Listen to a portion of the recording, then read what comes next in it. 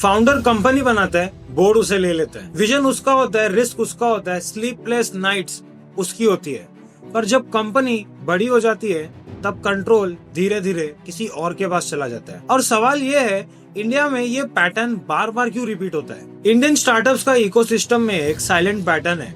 Flipkart, Snapdeal, Byju's, Zomato debts, OYO का restructuring face. हर जगह एक कॉमन टेंशन होती है, फाउंडर वर्सेस बोर्ड।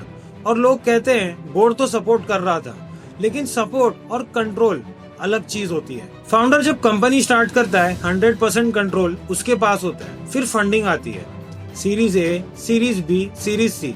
हर राउंड में फाउंडर थोड़ा इक्विटी देता है और इक्विटी के साथ आता है board seat, voting right, decision making और सबसे बड़ा प्रेशर। शुरू में लगता है इन्वेस्टर स्मार्ट है, गाइडेंस देगा, लेकिन एक पॉइंट के बाद गाइडेंस गवर्नेंस बन जाती है और गवर्नेंस पावर में शिफ्ट होते देर नहीं लगती। फाउंडर फ्यूचर देख रहा होता है, बोर्ड नंबर देख रहा होता है। फाउंडर बोलता है लॉन्ग टर्म ब्रांड बनते हैं, बोर्ड बोलता है क्वार्टरली रिजल्ट्स देखो। फाउंडर बोलता है रिस्क लेते हैं, बोर्ड बोलता है स्टेबिलिटी देखो। यहीं से फ्रिक्शन स्टार्ट होता है, क्योंकि फाउंडर इमोशनल होता है, बोर्ड फाइनेंशियल होता है। इंडिया में एक कॉमन फाउंडर मिस्टेक है, अर्ली स्टेज में ही ज्यादा डिल्यूशन, यानी अर्ली स्टेज में ज्यादा इक्विटी दे देना ताकि उन्हें कैपिटल मिल सके।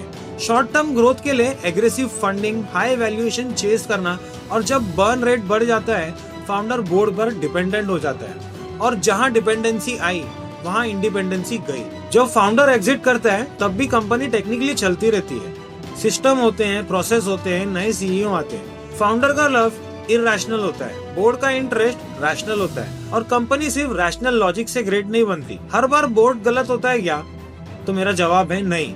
कभी कभी फाउंडर इमेच्योर होते हैं, कभी ईगो इश्यू होता है, कभी गवर्नेंस वीक होता है, कभी रिस्क अनकंट्रोल्ड होता है। लेकिन प्रॉब्लम तब होती है जब फाउंडर और बोर्ड एक ही लैंग्वेज नहीं बोलते। तो इसका सोल्यूशन क्या है? ग्लोबल कंपनीज देखो, mark Zuckerberg, Elon Musk, dual class shares, founder control protected. India में ये कल्चर स्ट्रॉन्ग नहीं है, जहाँ फाउंडर को कैपिटल के लिए कंट्रोल सैक्रिफाइस करना पड़ता है, और जब कंट्रोल गया डायरेक्शन भी चेंज हो जाता है। कंपनी बनाना डिफिकल्ट है, कंपनी चलाना उससे भी ज्यादा डिफिकल्ट है, कंट्रोल मेंटेन करना और भी ज्यादा डिफिकल्ट है।